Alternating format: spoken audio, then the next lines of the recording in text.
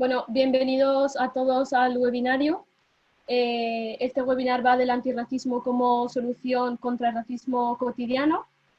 Yo soy Sumia, tengo 21 años, soy de Lorca y soy voluntaria local en Cazalla Intercultural. Mis orígenes, bueno, soy magrebí española, si se podría decir así. Soy hija de inmigrantes y soy de Lorca, una ciudad de Murcia.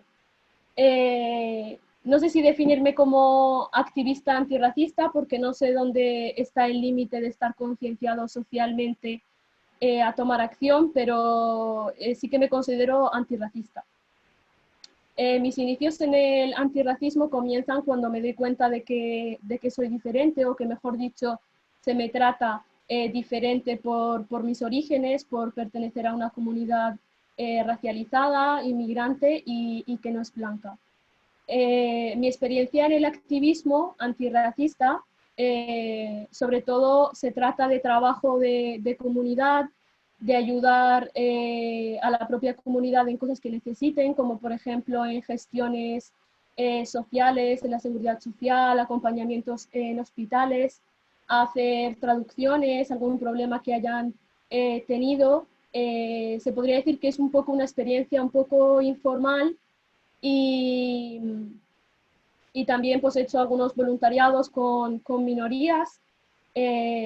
También últimamente estoy más enfocada en el ciberactivismo o en el activismo comunicativo, que mediante la literatura o la poesía intento reivindicar pues derechos que deberíamos de tener todos. Eso es un poco mi presentación, y bueno, este es el índice de lo que vamos a tratar hoy. Vamos a hablar del antirracismo y por qué es importante el antirracismo, por qué es necesario, los desafíos, las necesidades, que las he dividido en necesidades sociales y legislativas, y finalmente voy a acabar con algunos ejemplos de algunas acciones antirracistas que se están llevando a cabo por mis compañeros o algunas en las que he participado. El antirracismo. Para entender primero lo que es el antirracismo hay que tener una breve definición o entender un poco de qué es racismo, ¿no? El racismo es la creencia de que un cierto grupo humano es superior a otro, es someter a unos al poder de otros.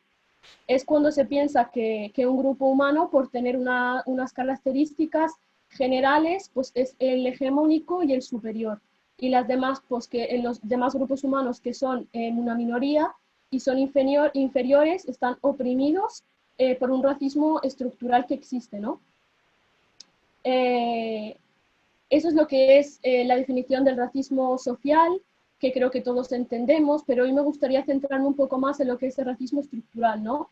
Que el racismo estructural se define como la normalización y la legitimación de políticas públicas, actividades cotidianas y diarias racistas ante una minoría, pues discriminándolas pues, por su color de piel, por sus orígenes, por su nombre, por sus creencias religiosas, etc. El racismo estructural se ha utilizado como instrumento a lo largo de la historia para regir el sistema de justicia en la educación, en la salud, en la sociedad, y también se ha usado como instrumento para segregar la sociedad, porque la sociedad se segrega cuando no todos tenemos los mismos derechos, que es lo que pasa con las minorías.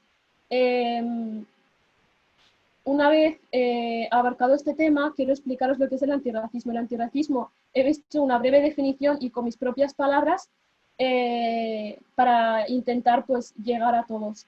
El antirracismo es la ideología que se opone totalmente al racismo. Son todas esas creencias y esos movimientos, tanto culturales como políticos, que sirven para luchar contra ese racismo. Busca promover cambios sistemáticos, estructurales individuales en la política, en la economía y en la sociedad para acabar con ese racismo existente. ¿Es el antirracismo necesario? Pues os he hecho un esquema para entender si es necesario luchar contra el racismo. Quiero que os hagáis una pregunta, que es, ¿habéis sufrido alguna vez racismo? ¿Os han discriminado por vuestro color de piel, por vuestro origen, por vuestro nombre, os han vetado de algún lugar por vuestra apariencia física, os han tratado diferente a vuestros compañeros por pertenecer de un lugar que supuestamente no, del que supuestamente no sois. Os he hecho algunas preguntas para que os podáis dirigir un poco más al sí o al no. Si vuestra respuesta es que sí, habéis sufrido racismo y probablemente muchos de vosotros perteneceréis pues, a una minoría dentro de la población y sabréis las necesidades que tenemos para luchar contra ese racismo y para pararlo. Y si no habéis sufrido racismo ninguna vez en vuestra vida, tenéis que ser conscientes, que creo que lo sois, o espero que lo sois, de que tenéis un privilegio. Y ese privilegio se puede utilizar para primero dar voz a esas personas que no lo tienen y pues para hablar también de algo que aunque no te afecte, afecta a la sociedad y es algo que segrega. Entonces lo podéis utilizar pues para luchar contra el racismo. Como veis, he hecho un poco de trampa porque el esquema pues solamente lo he dirigido hacia una finalidad que es pues el antirracismo, que es el que debería de existir y pues es una medida para luchar todos, ¿no? He puesto la pirámide del odio porque quería explicaros la importancia del racismo cotidiano, ¿no? que ocurre. A veces pensamos que estereotipos o prejuicios que tenemos todos, o algunos comentarios, algún lenguaje racista o incluso algún discurso de odio que tenemos, está normalizado, ¿no? Y es como, bueno, no pasa nada, yo no soy racista en mis espacios personales, yo no pego a nadie, yo no... Es como que esas cosas las tenemos tan normalizadas que no nos parecen importantes, pero es la base del racismo y cuando se empieza un escalón fácilmente se puede llevar a otros, ¿no? Vemos que se empieza por estereotipos y prejuicios que tenemos, la deshumanización, el discurso de odio que está muy normalizado últimamente en redes, y en la política. Eso lleva a una discriminación en el empleo, en la vivienda, en la sanidad, y luego lleva a una violencia física y luego se acaba con el genocidio. Quería poner esta pirámide porque es importante entender que hay que trabajar en nosotros mismos y que todos tenemos estereotipos y prejuicios y no pasa nada por tenerlos, sino que hay que trabajar en ellos y ser conscientes de que los tenemos y luchar para no tenerlos. En los desafíos del antirracismo he puesto varios puntos, pero el que yo he visto, el que se me ha venido a la cabeza principalmente ha sido la invisibilización de la lucha. Somos una lucha totalmente invisibilizada, a la que de vez en cuando se le da voz, pero no se le quiere escuchar. Primero es que se le resta la importancia a la lucha defendiendo que en España no hay racismo. Es algo que tenemos todos normalizado no, los españoles son personas muy abiertas, son personas que acogen socialmente a todo el mundo, que no existe racismo. Y cuando nosotros hablamos de racismo, no solamente hablamos de racismo social, sino también un racismo estructural que está dentro del sistema. Y entonces pues, se defienden ideas como España no es racista o se compara el racismo que hay en España con el de Estados Unidos, diciendo es que en Estados Unidos hay muchísimo racismo, no se puede comparar con el de aquí. Al final, todo esto es racismo, solamente que tiene diferentes vertientes o diferentes manifestaciones. Esas mismas personas verás que son las que se sorprenden con una brutalidad policial en Estados Unidos y les parece algo muy grave, pero luego esta foto que veis todos de los inmigrantes en el barco, pues la tienen muy normalizada, ¿no? Bueno, pues es lo que les ha tocado, son inmigrantes legales, vienen a por las ayudas, ¿no? Y al final ninguna persona vale más que otra y las personas negras de América no son más guays que las africanas que vienen a cruzar el Mediterráneo cada año. Somos todos iguales y si te quieres pronunciar contra el racismo, pronúnciate primero en tu localidad, en tu provincia, en tu país y luego si puedes hacer una ayuda a lo que es mundialmente, pues estaría bien aceptado. Esto lo comento porque por lo que ha pasado últimamente he visto a muchísimas personas pues, pronunciarse contra el racismo, que está muy bien, es una ola y es una moda ahora y me parece genial que la gente sea más consciente, pero a veces nos olvidamos de que el racismo existe todo el año, que no solamente existe un cierto momento del año, un tiempo en el que ha sucedido algo que, pues, que mundialmente ha cambiado nuestra perspectiva. También quiero comentaros la falta de empatía que hay en la lucha, ¿vale? Que se puede notar mucho, como he dicho antes, en las bromas, en los chistes, en el lenguaje que tenemos todos muy dentro nuestro, pues que son comentarios que creo que todos hemos oído: eres humoroso, me ha tocado la negra, trabajas como un negro. Siempre se vincula la negritud o el ser racializado con algo malo, con algo que no es normal. Lo normal es ser blanco y lo blanco es lo bueno. Todo lo que se escapa de esos marcos es algo que no está bien, ¿no? También quería comentaros que a veces tenemos esos estereotipos o esos prejuicios de que, por ejemplo, las personas que son manteras o los inmigrantes que cruzan el mar, es que porque ellos quieren. No, hay un racismo institucional que les condena a esto, les condena a la manta, les condena a arriesgarse la vida, y estoy segura que si hubiese vías legales para emigrar, la gente no arriesgaría su vida, nadie arriesga su vida de la nada, por nada. Entonces es porque no encuentran otras salidas y se ven obligados a hacer eso. Y como ejemplo de la falta de empatía que hay, he puesto la foto de los conguitos, con lo que ha pasado últimamente, para comentarlo así un poco, que se ha pedido que se retire no la marca, sino la representación que hay, ¿no? Porque está basada en hechos colonialistas de Guinea Ecuatorial. Se representa y se caracteriza a las personas negras, pues, con los labios prominentes, la espada como si fuese un salvaje. También hay unos conguitos que son blancos, pero corresponden a un negro albino, porque también están caracterizados. En cambio, las personas blancas que hay en los anuncios, pues son personas que no están dibujadas de esa forma, que son totalmente normales y que se comen al conguito, ¿no? Y con todo esto que ha pasado, que han pedido que se retire la representación, han saltado muchas personas, sobre todo por Twitter, poniendo hashtag Conguitos Lives Matter, comparando el hashtag de Black Lives Matter, esa importancia, ¿no? O sea, tú imagínate lo que es una marca de unos dulces con la vida de una persona, ¿no? Con eso me refiero a falta de empatía y que no se llega a ser socialmente concienciado, pues, por ejemplo, como el machismo, o con si todos somos conscientes de que existe el patriarcado y de que existe un machismo que oprime a las mujeres, y estamos socialmente concienciados de que, pues, existe el calentamiento global, también lo deberíamos de ser con el racismo. Otros puntos de los desafíos del racismo: primero es el discurso de odio, ¿no? Sobre todo he comentado el de las redes sociales. Solamente hace falta un tweet, ¿no?, y pertenecer a una minoría racializada, pues, para tener ataques, incluso insultos. Como veis, los tweets que he puesto aquí son tweets que se han tuiteado hacia mí, persona, como veis ahí el nombre de Sonia.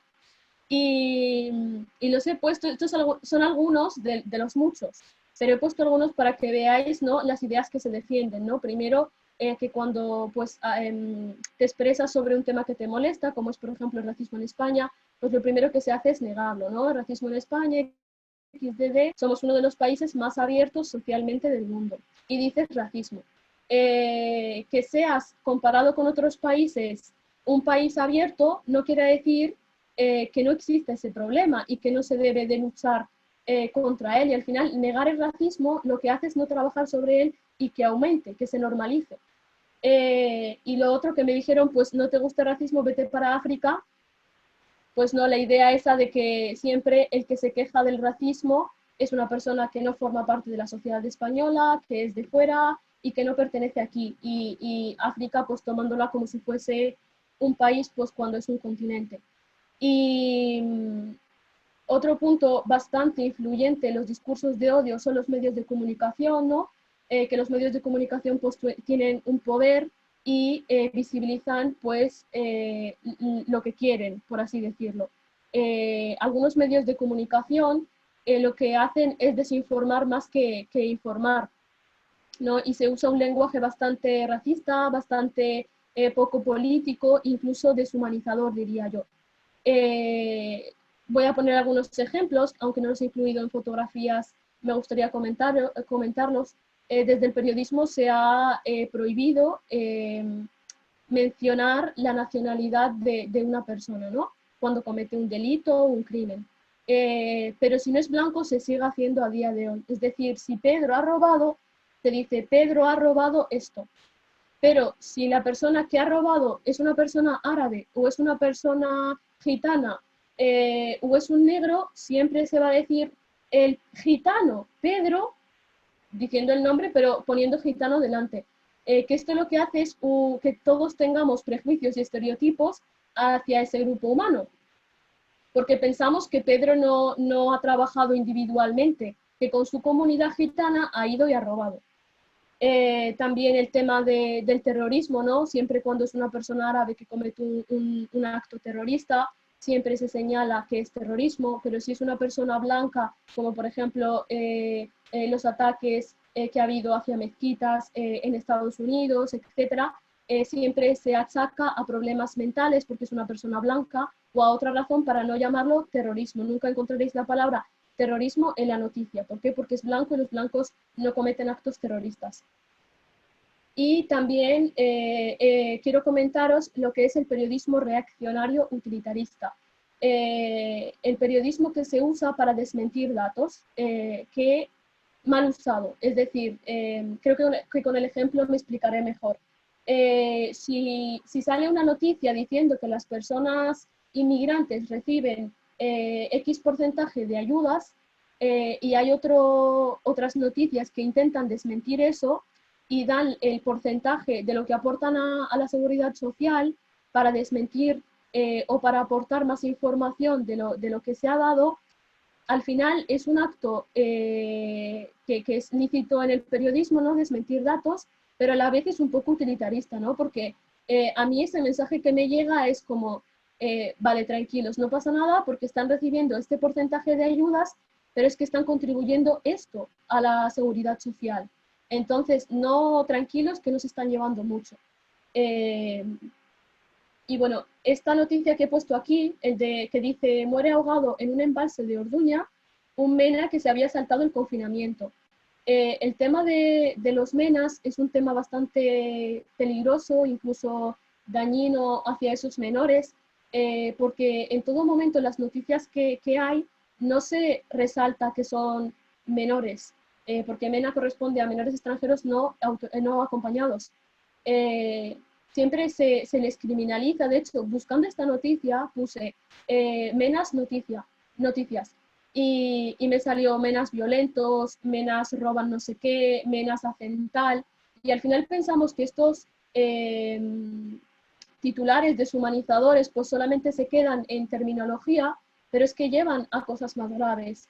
Llevan a que hace poco han tirado una granada en el centro de menores en Madrid. También en Barcelona, creo que ha sido hace poco también, se estaba intentando sacar a los menores de un piso que estaban tutelados. A veces siempre se lleva eso a la violencia, y cuando nos preguntamos de dónde ha llegado todo eso y vamos atrás, nos damos cuenta de que primero son esos discursos de odio aceptados, sobre todo por la política, y también por titulares así o los medios de comunicación. Obviamente los medios de comunicación hacen una función fundamental, pero también tienen que cuidar su lenguaje y sus discursos, ¿no? Y por último, dentro de los desafíos del antirracismo, os quiero comentar el lenguaje que se usa. Este lenguaje me refiero al lenguaje que utilizamos todos cotidianamente, ¿no? Primero que en torno a minorías, y lo he señalado porque yo he estado en relaciones, en proyectos con trabajadores juveniles, sobre todo en otros países, y siempre se usa algunas palabras que a mí la verdad me parece raras que las acepten y que se usen siendo trabajadores sociales, como por ejemplo tolerar en vez de respetar, tú no puedes tolerar a un grupo humano, porque tolerar significa que tú estás aquí y ese grupo humano está aquí, entonces tú toleras que esté a tu nivel, tú puedes respetarlo, tú no puedes tolerar a una persona gitana, ni a un árabe, ni a un musulmán, ni a un negro, ni nada. Y, y el lenguaje racista nos aleja más unos de otros, la verdad.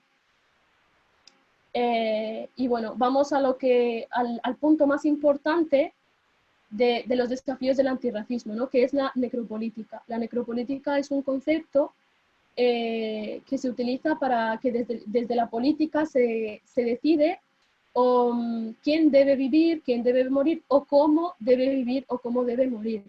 A lo que me refiero es un concepto bastante fuerte, pero sí que quería comentarlo porque lo considero muy importante. Pienso que no se defiende la igualdad entre los grupos humanos porque no se interesa perder unos privilegios. Ese grupo humano superior tiene unos privilegios que no quiere perderlos y no está dispuesto a igualarse con los otros grupos humanos si él tiene que hacer también pues trabajo sucio, ¿no? Hay un beneficio político y económico en la opresión, hay un beneficio político y económico en el racismo e incluso en la muerte de personas, aunque sea duro, son cosas que tenemos que aceptar, ¿no? Esta imagen que he puesto aquí es una imagen actual de los inmigrantes que están trabajando en Lleida, en el campo. A estos inmigrantes se les llamó durante la crisis por el virus, para que trabajasen porque no había nadie dispuesto a trabajar en el campo y claro, todos estábamos pues, refugiados en nuestras casas. Estas personas fueron y aparte de no cumplir las condiciones higiénicas del COVID, cómo cumplirlas si no cumplen ni siquiera las condiciones humanas, ¿no? No se les dio asilo, no se les dio ningún sitio para vivir y esta es la situación que tienen. Se les rechazó de 13 hoteles, no se les quiso hospedar y después pues vino una persona, creo que se llama Keita Baldé, es jugador del Mónaco, es una persona negra, y les ayudó, se solidarizó con ellos y les consiguió un lugar. Al final nos damos cuenta que también en la vertiente del racismo hay una vertiente de clasismo o de aporofobia, es decir, si un jugador del fútbol que tiene dinero y que es negro quiere hospedar a ciertas personas, a él sí que le voy a dar ese espacio, pero si las personas negras que son inmigrantes y que trabajan en el campo quieren lugar, no se los voy a dar. Entonces también es una cuestión clasista, ¿no? Y también comentar que estas personas han estado muchos viviendo de donaciones antirracistas, de botes antirracistas que se recaudan desde la comunidad de Lleida para ellos. Y han estado trabajando y alimentando a las personas que han estado pues, refugiadas en sus casas y yo no he visto a mucha gente manifestarse por esto ni pronunciarse por esto. Ya hemos acabado con la parte de los desafíos del antirracismo, pero quería hacer un punto especial de los desafíos dentro del activismo antirracista, ¿no? Ser activista no es nada sencillo porque primero conlleva un desgaste emocional y psicológico. Hay una exigencia siempre de estar activo, de informarte de todo, leer las noticias todos los días, qué está pasando, pronunciarte, y al final la mayoría de cosas respecto al tema del racismo, exceptuando algunas noticias buenas, pues son cosas que tú ves ataques contra personas negras, ataques de esto, insultos a esto, persecuciones de esto, entonces es un desgaste y un malestar continuo que tiene esa persona, ¿no? Que tiene que estar reivindicando pues cosas. Eh, también los ataques, las amenazas, las persecuciones que se sufren. He puesto la foto de este chico que se llama Moja Gereju, que es para mí un referente activista antirracista, es de Madrid, es presidente de SOS Racismo y también es periodista y escribe en El Diario. Tiene una sección propia. A este chico lo han subastado por Twitter, le han insultado, le han atacado, incluso le han amenazado de muerte. Son discursos de odio que esta persona pues, ha denunciado y que todos deberíamos denunciar si en algún tiempo nos pasa. Esperemos que no ocurra esto. Y la falta de educación antirracista, ¿no? Que a las personas que son activistas antirracistas y quieren divulgar una acción que está pasando, a veces se topan con que falta esa educación, ¿no? De que las personas no están concienciadas en temas de esclavitud ni de colonialismo, entonces no lo entienden, que creo que es lo que pasa con, por ejemplo, el tema que he explicado antes del tema de la marca de los conguitos, que no son conscientes de la historia de la historia negra y de la historia afrodescendiente, y no pueden llegar a entender por qué eso es ofensivo o por qué nos molesta. Y por último, falta de referentes y una sensación de no pertenecer, ¿no? He puesto la bandera del pueblo gitano porque al final siempre se achaca, ¿no?, de que el racismo pues, es igual a la xenofobia, que son personas de fuera, pero también son personas dentro de la sociedad española que sienten ese racismo y que son personas racializadas como es el pueblo gitano, ¿no? Hay una sensación de no pertenecer y siempre se oyen comentarios como no, es que en este sitio viven todos los gitanos, pues porque a ellos les gusta estar en comunidad y no se integran, mejor dicho, no se incluyen, ¿no? No es que ellos no se incluyen, es que cómo van a sentirse parte de un sistema que les rechaza por sus orígenes. Ellos no quieren integrarse, ellos no quieren olvidar todas sus raíces, su cultura y sus tradiciones para ser aceptados, ellos quieren incluirse en el sistema, que es diferente. Y también los conceptos, ¿no?, de la falta de educación antirracista que he dicho, como la foto de no soy de musulmania, ¿no?, que a veces pues, se asocia una religión incluso pues, a ciertos países, entonces tienes que estar defendiendo que no hay un país que se llama musulmania y que puede ser español y musulmán, como puede ser judío y musulmán, o budista, perdón, judío y español, o budista y español.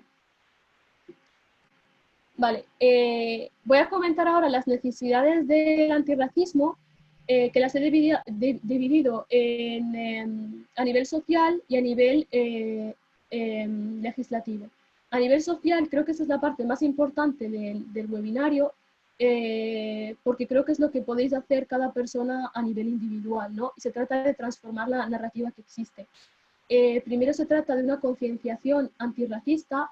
Sé que en este curso de racismo invisible había muchas personas, por lo que he estado leyendo en el foro, trabajadores sociales o educadores sociales o incluso maestros, personas pues que si forma parte de vuestra materia, aunque no forme parte, si podéis hacer un esfuerzo en educar a las personas en temas de la esclavitud, en temas que España ha formado parte de la historia esclavista, también del colonialismo, las personas que no tienen acceso a esa educación, autoformarse a nivel individual, ¿no? Pues mediante libros, por ejemplo, aquí os recomiendo un libro que se llama Descolonizar la mente, una autoformación, como hacemos pues un deconstruir, como deconstruimos en temas de género, que deberíamos de seguir trabajando en ellos, tenemos de construir también en temas de racismo, en muchísimos temas.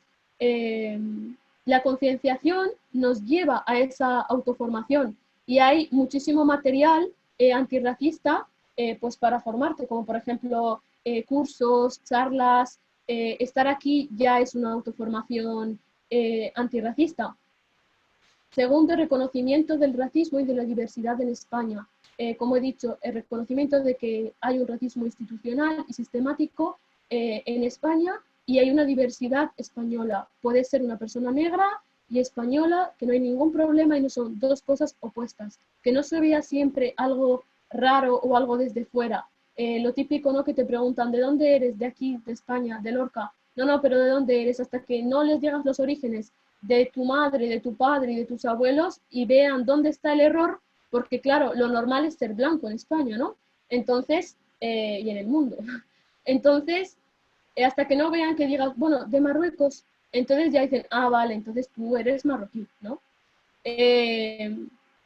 Y el cuarto punto he puesto la visibilización de la lucha, porque creo que es muy importante visibilizar a las personas que son afrodescendientes, a las personas negras, en moda, en cine, en libros, si tienes que dar ejemplos, que no siempre utilizas personas blancas o hombres blancos, sino que tengas un poco de diversidad, en el cine igual, en los libros que lees, también ceder espacios a las personas racializadas para para trabajar en otros sectores, también, porque al final las personas racializadas no solamente servimos para hablar de antirracismo, servimos para otras muchísimas cosas más. Y yo siempre que veo a una persona árabe en la tele, siempre es para hablar de terrorismo y de Islam. Siempre que veo una persona negra en la tele es para hablar de racismo. Yo no veo en un debate sobre ciencia, por ejemplo, a personas que sean negras o personas gitanas, no lo veo. Entonces también que esa diversidad se haga durante todo el año, ¿no? No solamente pues cuando toque.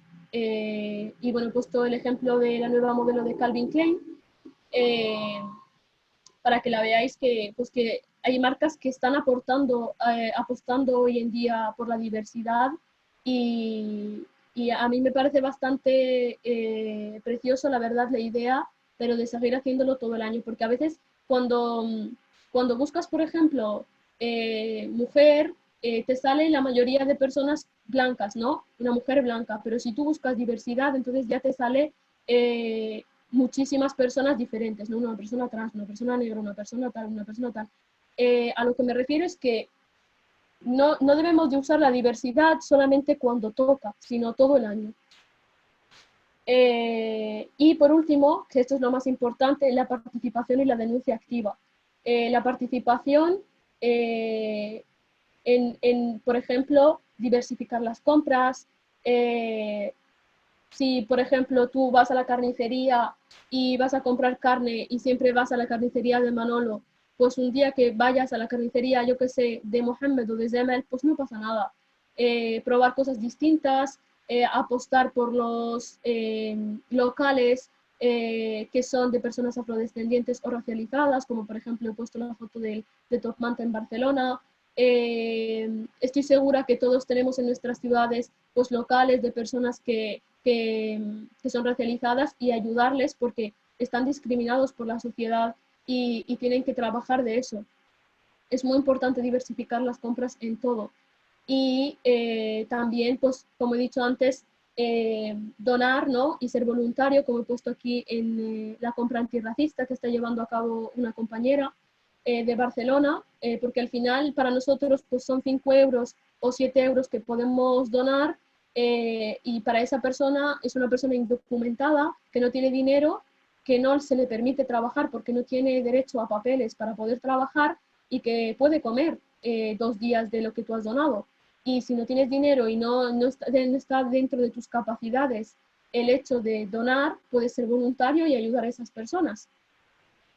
Y dentro de la comunidad racializada o de la comunidad que tiene cierto poder en estos ámbitos, quiero comunicaros de un consejo de apoyar a esas personas. No nos cuesta nada acompañarles y ayudarles, porque al final te encuentras una persona, por ejemplo, extranjera que acaba de venir, que no sabe el idioma, que no sabe comunicarse, que no sabe hacer unos papeleos que se les pide hacer unos papeleos, se encuentra con el sistema institucional racista y aparte se encuentra con gente de su propia comunidad que no le tiende la mano, que no le ayuda, que es como, bueno, yo ya he pasado esa época de mi vida, yo ya soy socialmente aceptado, ¿no? Porque ya sé el idioma y tal, pues a mí la otra persona me da igual. Un llamamiento a esas personas que tienen cierto poder de que se utilice para algo, ¿no?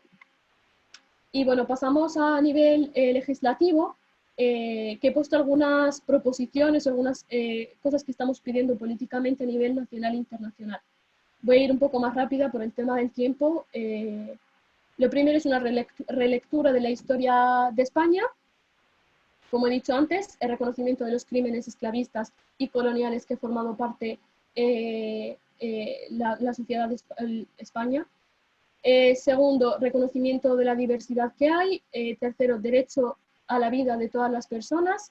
Primero, que no se castigue a esas asociaciones, como por ejemplo Open Arms o esas ONGs que intentan ayudar y salvar la vida en las fronteras, que haya vías seguras para poder emigrar, un cambio en las políticas migratorias, ¿no? La protección de los derechos humanos en esas fronteras y en el proceso migratorio. En el proceso migratorio hay muchas personas, por no decir la mayoría, que han pasado por mafias. Entonces, aparte de que es un proceso bastante difícil, es un proceso bastante inseguro, ¿no? Y jugándote la vida. El quinto punto es el reconocimiento de la islamofobia dentro del racismo y tomar medidas ante ella. Aquí sí que me quiero detener un poco más porque la islamofobia pienso que es algo que está súper normalizado en el territorio español y es algo que yo sí que he tenido debates con personas de decir, no, no, es que la islamofobia es diferente porque es una religión y no se puede incluir dentro del racismo. La islamofobia forma parte del racismo porque se racializa la religión, es decir, se atribuye una religión que es el Islam a unos países en concretos, entonces todo lo árabe es musulmán y todo lo musulmán es árabe. Y hay un problema grave en eso, ¿no? Porque hay muchísimas personas que son españolas y que son musulmanas. ¿Qué pasa? Que esas personas, ¿dónde las metemos? Normalmente se suele meter en el cajón pues, de los inmigrantes, de los árabes, ¿no? Y también tomar medidas ante ella. Hay muchísimas compañeras que han denunciado el hecho de no poder hacer prácticas por llevar hijab, de no ser contratadas, bueno, hijab es el velo islámico. Hay muchas mujeres que se les ha vetado de lugares por llevar hijab, a muchas que no se les permite trabajar después de un montonazo de años estudiando la carrera por el hecho de llevar hijab y es, bueno, si quieres este puesto te lo tienes que quitar porque nosotros no aceptamos a personas como tú, ¿no? También el hecho de alquilarle a personas que son musulmanas y eso condiciona su libertad de ser, condiciona el hecho de elegir quién quieren ser porque piensan, bueno, y yo me pongo el hijab, no voy a poder encontrar trabajo o me van a rechazar de tal y tal. Entonces estás reprimiéndolas, ¿no? Y el sexto punto es la interseccionalidad, que lo hemos dado en el curso de racismo invisible, eh, que es básicamente que una persona puede sufrir varias opresiones a la vez y esa intersección la puede sufrir pues muchísima gente y se tienen en cuenta todas esas opresiones, como por ejemplo ser una mujer negra y ya tienes una opresión por ser mujer porque existe un machismo y también por ser negra, por el hecho de ser, por el hecho de ser negra, el racismo que existe, ¿no? También con el tema de las personas que son trans, que son negras, también hay una doble opresión ahí y se tiene que empezar a identificar esa interseccionalidad. Vale, también hemos comentado la justicia para los crímenes cometidos, como por ejemplo ese 2014 en la frontera sur en el Tarajal, que murieron 15 personas por las gomas que se tiraron hacia las personas inmigrantes. Y es algo de los que el Estado español o el territorio español se ha lavado las manos y siempre se ha culpabilizado de que ha sido desde el territorio marroquí cuando no ha sido así y ha habido pruebas que demuestran que ha sido el territorio español y han muerto 15 personas. Tiene que hacerse cargo de esos crímenes que se han cometido o, por ejemplo, también los CIES, ¿no?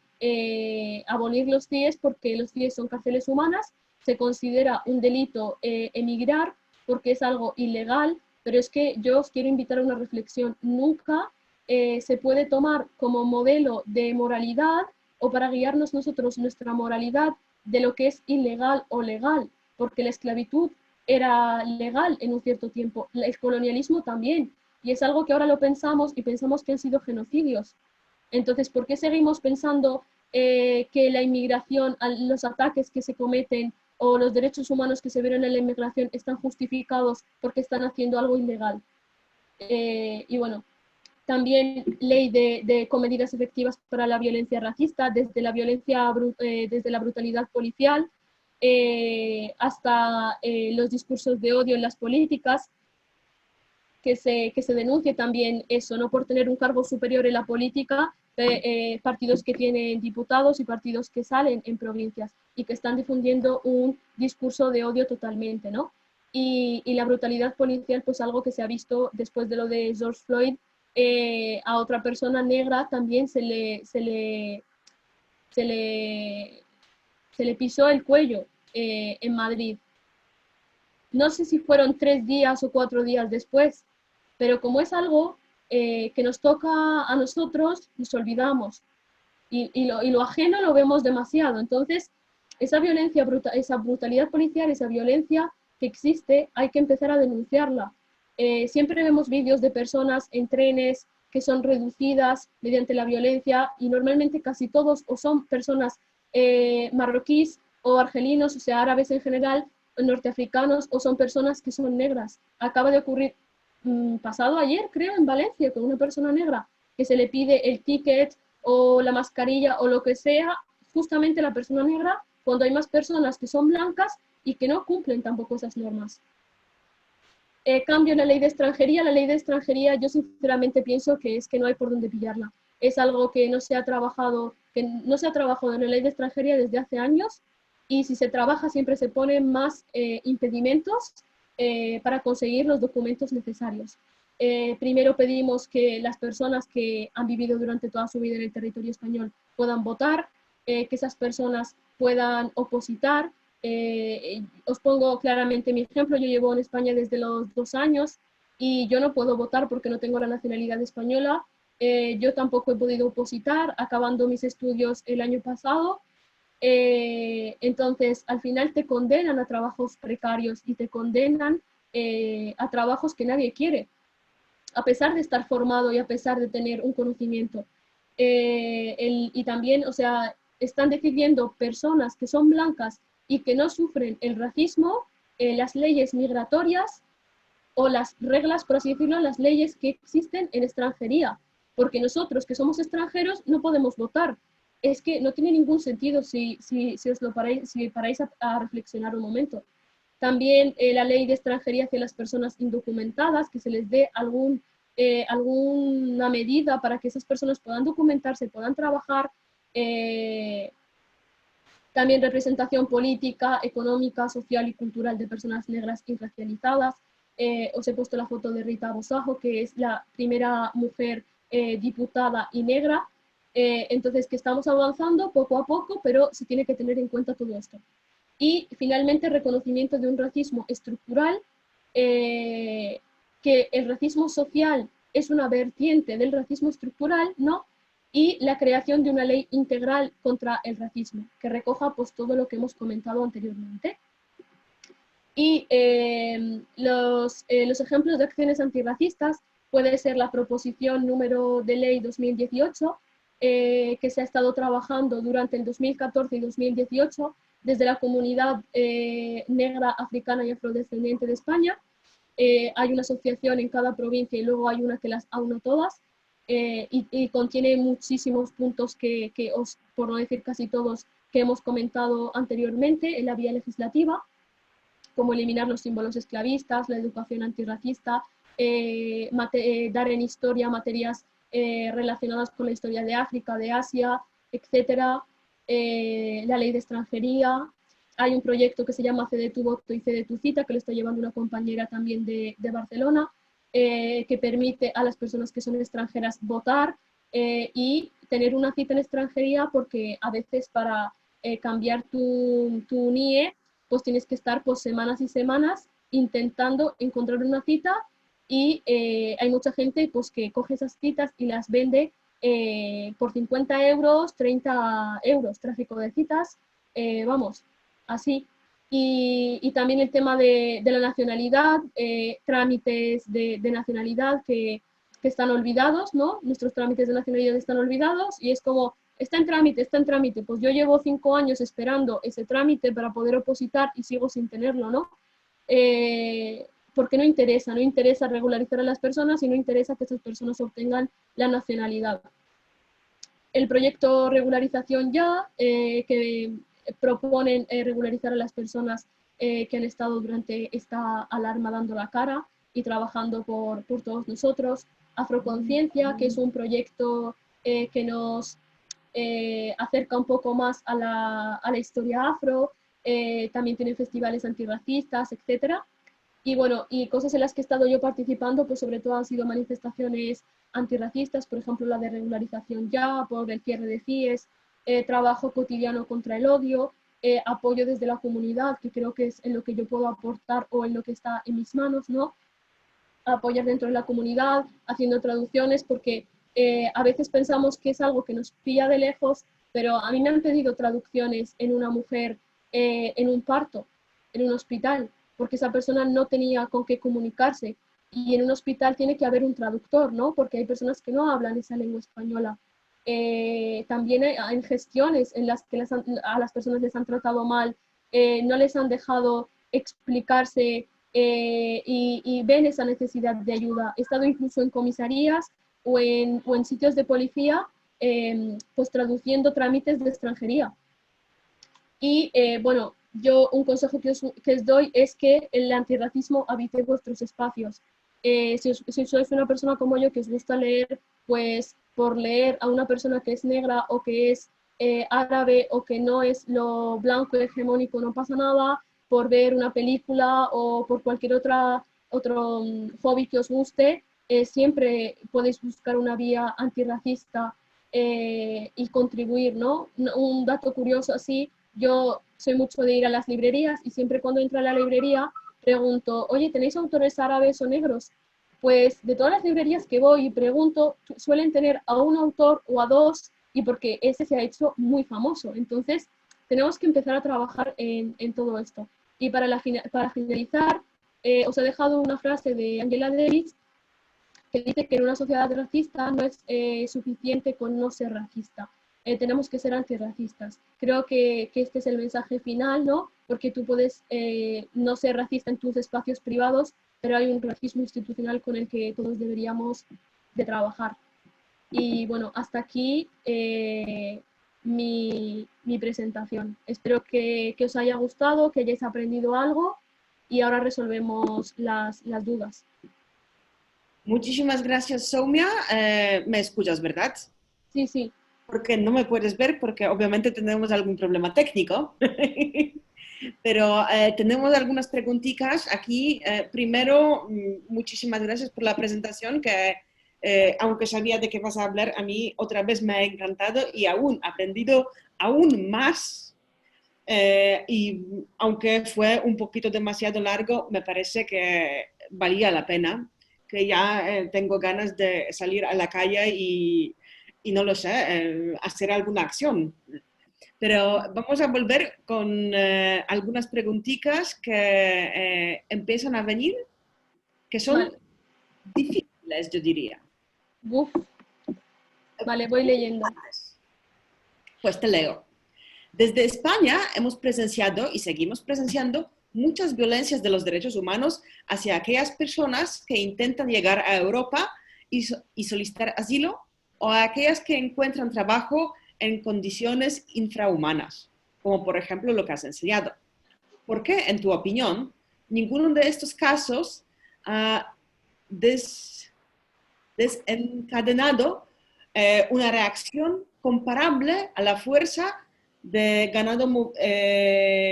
ganado el movimiento Black Lives Matter tras la muerte de George Floyd?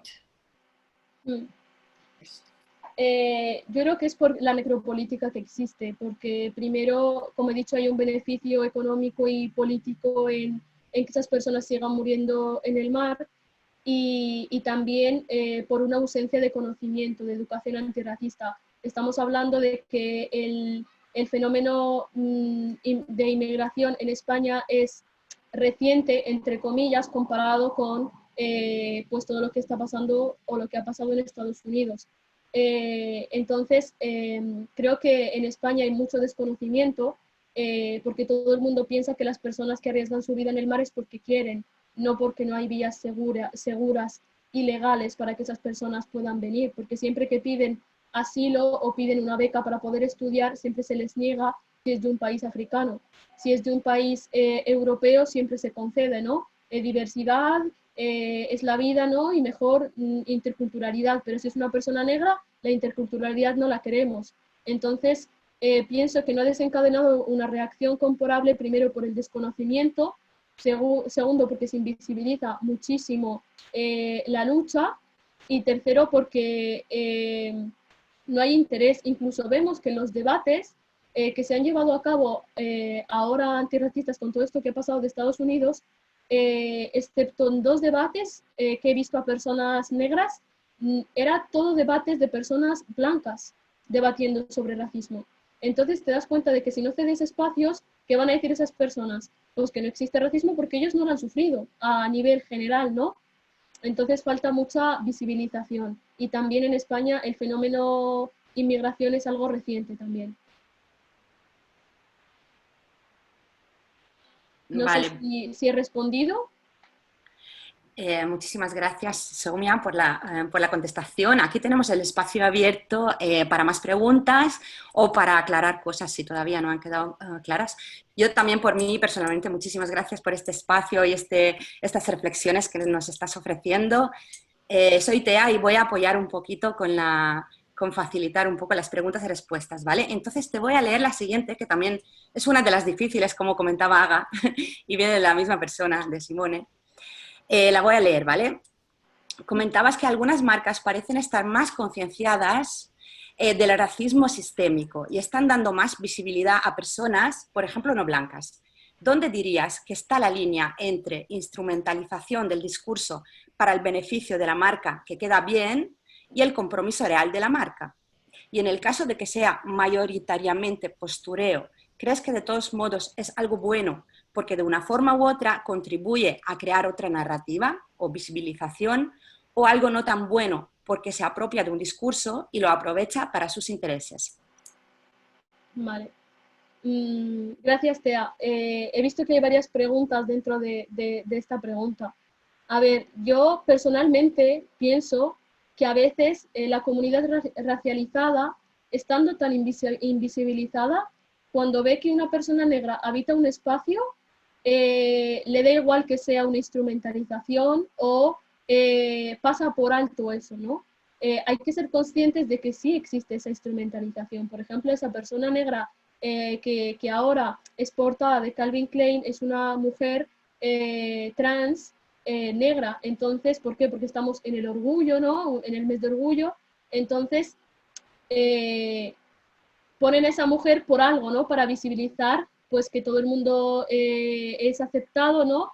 Entonces, ¿hay una instrumentalización? Sí, porque esa marca en ningún momento ha puesto a una mujer trans o a una mujer negra antes. Lo hace ahora que es el mes del orgullo, que todo el mundo está visibilizando el mes del orgullo, entonces también quiere aumentar las compras, hay un beneficio económico y político ahí. Sí que hay marcas que tienen un compromiso real. Yo, por ejemplo, sí que he visto en Levi's, por ejemplo, a muchísimas mujeres diferentes. Durante todo el año sí que he visto diversidad y es algo que forma parte de la marca.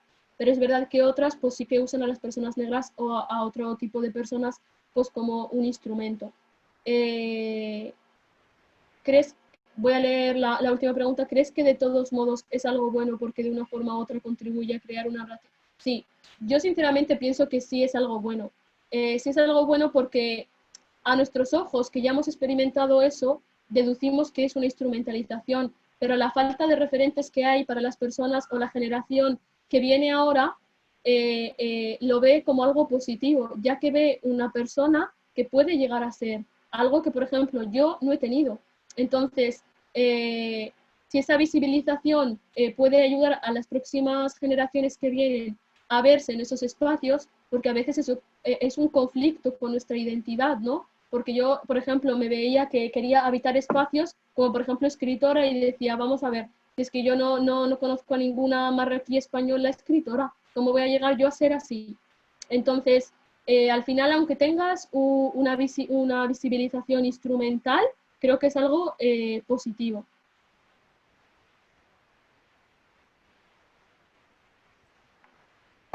Perfecto, muchísimas gracias. Pues muy interesante todo. Eh, y además totalmente de acuerdo si estamos hablando del tema de visibilización. Cualquier tipo de visibilización me parece súper importante porque al final es lo que falta y yo también me puedo personalmente conectar con lo que estás diciendo.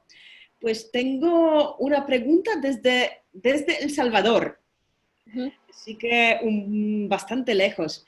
¿Qué sería lo más esencial que deberíamos hacer para poder lograr la concienciación desde el antirracismo? Sobre todo lo que está alrededor del racismo en nuestras comunidades, países. Gracias por este espacio y que nos invita a reflexionar mucho. Entonces, Eh, lo esencial. lo esencial yo creo que es la educación antirracista. Creo que es algo que es la base de todo. Si no tienes una educación antirracista y no sabes por lo que han pasado las personas negras, por lo que son discriminadas, por lo que ha pasado el pueblo gitano, por lo que ha pasado por todas las personas o los grupos humanos racializados, no se puede llegar a entender ni a buscar medidas efectivas. Creo que la concienciación está en la educación, tanto formal como informal. Yo una propuesta sí que hago, yo creo que es necesaria la educación, incluso en la educación formal, porque es la única obligatoria, una educación antirracista, como una educación en temas de género y como una educación en temas de machismo o feminismo. Creo que esas tres cosas son necesarias. Voy a seguir un poquito con eso porque has dicho de que estamos hablando de educación y obviamente nuestro curso principalmente fue sobre el tema de educación. Entonces, has empezado a hablar sobre algunas, porque si estamos hablando de educación antirracista, has Uh -huh. mencionado el tema de pues, saber cómo, saber lo de colonización, saber cómo han sufrido personas migrantes, cómo han sufrido personas racializadas. ¿Cuáles serían para ti entonces pues, los temas principales que deberíamos incluir en la educación antirracista? Los temas esenciales, pues primero la aceptación de la diversidad, ¿no? Temas en la diversidad, pues un poco de historia, es decir, que por ejemplo mucha gente que se sigue pensando a día de hoy que África pues es un país, un continente, ¿no? Que Musulmania existe. Una educación en historia, ¿no? Un poco en temas de colonización, obviamente si es un curso que se realiza en España, pues la implicación que ha tenido en el colonialismo y en la esclavitud de España, y después de eso que nos lleve un poco a una concienciación y ya empezar a tratar los temas que se han estado tratando en el curso. Yo personalmente he hecho el curso, lo estoy haciendo, y yo estoy muy contenta con el curso, a mí me está gustando bastante. No sé si te he respondido. Sí, muy bien. Veo que están viniendo muchas preguntas. Tea. Vale, Voy. Entonces, sigo con la pregunta de Luis. ¿Cómo hacer entender a los hacedores de leyes que la ley debe aplicarse a todos y todas por igual y no por la riqueza que posean? Gracias, Sonia. A ti, Tea. Pues creo que es difícil hacerles entender, ¿no? Porque no es que no entiendan, es que no quieren entender. Pero primero haciendo todo esto que estamos haciendo, ¿no? Concienciándonos, proponiendo, esas personas, por ejemplo, esta comunidad negra, africana y afrodescendiente de España, está no solamente trabajando en lo social, sino trabajando en lo legal, está viendo los problemas que hay legalmente y pidiendo que se cambien, haciendo una proposición y creo que fue a principios de julio se entregó esto al gobierno, porque el gobierno negaba de que nosotros, de la parte de la comunidad racializada, estábamos proponiendo cambios, que a él no le llegó ninguna proposición de alguna regularización de los inmigrantes y nada. A veces decimos que no nos escuchan o que no nos quieren oír, pero es porque siempre vamos a lo social, ¿no? Y trabajar en lo social está muy bien, pero también hay que hacer política. También queremos primero representantes negros, representantes afrodescendientes, representantes árabes, gitanos, personas racializadas que nos representen en el gobierno, ¿no? Eso es lo primero. Y segundo, que esas personas hablen por nosotras, por nuestros derechos. Pero es muy difícil llegar a tener un representante, ¿no? Por todas las trabas que he ido comentando antes. Y poco a poco ir trabajando en ellas, no silenciarse, porque a veces vemos lo que pasa, ¿no? Y es como que decimos, bueno, esto es lo que hay, no se puede cambiar, ¿cómo voy a cambiar yo una ley? Hay que trabajar en eso. Entonces, primero haciendo proposiciones legales y entregándoselas al gobierno desde una asociación bien formada y con representación de todas las comunidades, que eso es lo importante, porque dentro de la comunidad racializada hay muchísimas personas que no tienen las mismas necesidades, personas negras, personas árabes, personas gitanas y personas, yo qué sé, latinas. Muy bien, gracias, Soumya, totalmente de acuerdo. Y mira, la siguiente pregunta va vinculada un poco a esta, ¿vale? Y viene por parte de Alejandra, dice, hola, soy de Centroamérica, me ha gustado mucho la conferencia. En mi país hay mucha discriminación hacia grupos indígenas y de la comunidad LGBTI. Justo la semana pasada se celebraba un desfile nacional de la diversidad y ante eso la visibilización del discurso de odio en redes sociales aumentó enormemente. Los que defendemos y estamos en la lucha del antirracismo, ¿cómo podemos asumir y enfrentarnos a estas sociedades y grupos racistas, conservadores y de segregación? Pues yo personalmente pienso que como individuos es muy difícil enfrentarte a un discurso de odio. ¿Por qué? Porque al final siempre defienden con que es su opinión y que tú eres la tuya, ¿no? Tú puedes estar a favor de la comunidad LGTBI o no. Entonces es su opinión, pero hay cosas que no pueden estar a debate, como por ejemplo la libertad de ser, ¿no? Entonces yo pienso que individualmente es muy difícil luchar contra eso. Creo que primero nos tenemos que apoyar en asociaciones que existen y conocer que esas asociaciones existen. Por ejemplo, en España existe SOS Racismo, que existe en cada provincia, también Convivir sin Racismo. Entonces, desde esas instituciones que están inscritas vía legalmente y pueden denunciar ese racismo y pueden ganar esos juicios. Entonces, al final, si nos dedicamos a responder a todas las personas que hay en Twitter dando su opinión, no nos da la vida, porque al final hay diversidad de opiniones como personas, pero sí que si hay discursos de odio, como por ejemplo políticos o discursos de odio muy visibles y muy graves, tenemos que empezar a denunciarlos desde la justicia.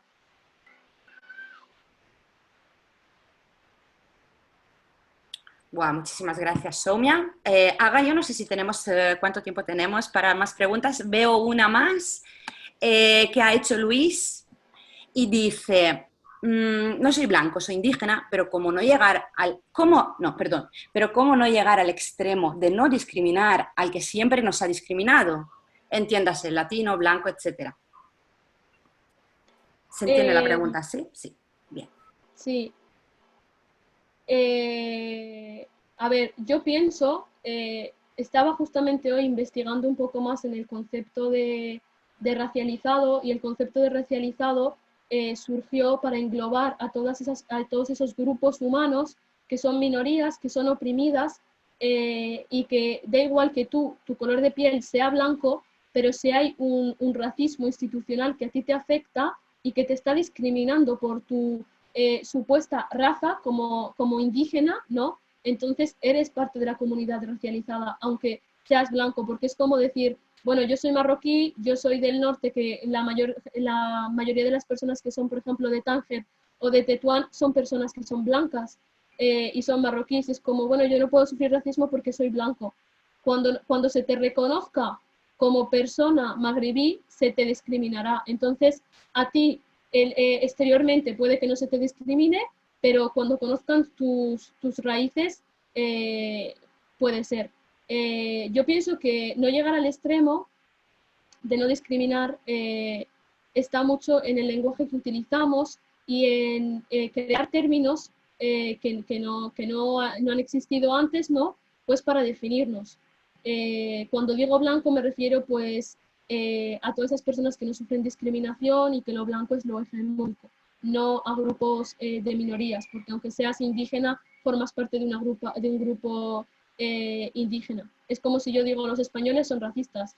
Pues es mentira, ¿por qué? Porque hay españoles que no lo son, muchos no lo son, otros sí, y otros forman parte de un grupo humano, como por ejemplo los gitanos, que son españoles y pueden no ser racistas. También es importante comentar, ya que he sacado esto, que también hay que tener en cuenta desde la comunidad racializada revisar nuestro privilegio, porque a veces nos damos cuenta, pensamos que como ser una minoría oprimida no puedes oprimir, y sí que lo puedes hacer bajo mi opinión, porque yo por ejemplo soy una persona magrebí y en Marruecos se oprime muchísimo a las personas negras. Entonces es como eres racializado, pero también puedes oprimir a esas personas. como por ejemplo las personas negras. No sé si me he explicado. Es una pregunta bastante difícil, ¿eh? Voy a reflexionarla. Sí, lo has explicado, me parece que muy bien. Y además también hoy por la mañana estaba participando en otro webinario sobre el tema de antirracismo y efectivamente estuvimos hablando de este tema, ¿no? Y estuvimos hablando del tema de definiciones y a quién incluir dónde, pero al final pues la conclusión es que si miramos el tema de la raza desde el punto de vista biológico, efectivamente pues existe solamente una raza humana. Pero si estamos mirando el tema de razas y racismo de punto de vista, pues de punto de vista sociológico, humanístico, pues al final se trata de una construcción social. Porque al final, por eso a veces está muy difícil ubicar algunos temas, pero como es una construcción social, pues tenemos que deconstruirlo y eso. Y veo que, así que pues perfecto, veo una pregunta más. Hay dos más. Yo veo una de Marcos, Dios. Sí, hay otra en el preguntas y respuestas de Melody. Sí, es un comentario más que Ah, pregunta. vale. Si quieres, pero vale, vamos a primero ir por lo de Marcos. Ujú. ¿Crees que sería efectivo abordar el tema directamente desde la educación en los derechos humanos? ¿No sería lo más equitativo que estos fueran un consenso legislativo real de mínimos y no de máximos como parece? Eh, pues yo pienso que sí que se debe de tratar la educación en los derechos humanos, pero al final los derechos humanos, si tú los lees, un derecho humano es que todas las personas pueden emigrar libremente, ¿no? Pueden ir a donde quieran y pedir asilo si sienten que son, si tienen algún problema dentro de su país, y es algo que no se acepta. Entonces, contradice las leyes de o sea, los derechos humanos se contradicen con las propias leyes de algunos países.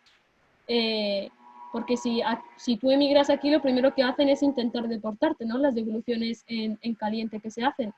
Entonces, creo que se debería, más que abarcar la educación desde los derechos humanos, yo pienso, bueno, esto es una propuesta así, algo que es muy utópico, pero bueno, yo soy una persona que tiene bastante esperanza y creo que se debería hacer una democracia internacional. Es decir, una democracia que respetemos todos los países y que sea internacional para que no se violen esos derechos humanos. Porque al final la democracia de cada país o el sistema legal de cada país es la que rige el país, no los derechos humanos. Y eso lo vemos porque se violan en muchísimos países y no se condena a esas violaciones de los derechos humanos. Y la última pregunta no la entiendo mucho, lo de no sería lo más equitativo que estos fueran consenso legislativo real de mínimos y no de máximos, como parece. Eso no lo he entendido del todo. Si me lo puedes explicar un poco más. Ah, era lo que acabas de mencionar. Vale. Vale, pues gracias por las preguntas. Muchísimas gracias. Y me parece que así con eso ya podemos ir terminando. Como hemos planificado 1 hora y cuarto y estamos aquí 1 hora y cuarto y no veo más preguntas, entonces pues yo lo que quería es agradecer a todas las y todos los participantes que están aquí con nosotras esta tarde, noche, mañana y dependiendo de qué zona del mundo estáis. Agradecer muchísimo a Soumia, otra vez decir que es una joven lorquina con conocimientos y experiencia increíble y me ha encantado personalmente pues, conocerte gracias a este proyecto y esta posibilidad. Y pues yo diría que para terminar, si nos puedes dar alguna frase motivadora o algún deseo Eso sí, eso sería interesante. ¿Algún deseo para todas nosotras que estamos aquí? ¿Qué podemos hacer o qué te gustaría que hagamos para contribuir a esta lucha? Pues muchísimas gracias a ti, Aga, por invitarme a formar parte de este webinario, por hacerme partícipe, por cederme un puesto, ¿no? Como persona racializada que soy. Y muchísimas gracias a las personas que han estado aquí escuchándolos. Perdón muchísimo por la chapa. Soy una persona que me enrollo muchísimo, estoy trabajando en eso. Y nada, espero que hayáis aprendido algo, que os haya gustado y algún consejo, algún deseo que os daría sería trabajar en vosotros mismos. Trabajar en vosotros mismos, en el lenguaje que utilizáis, en la educación que habéis recibido, cuestionaros todo, no aceptéis nada preestablecido y luego realmente diversificar vuestros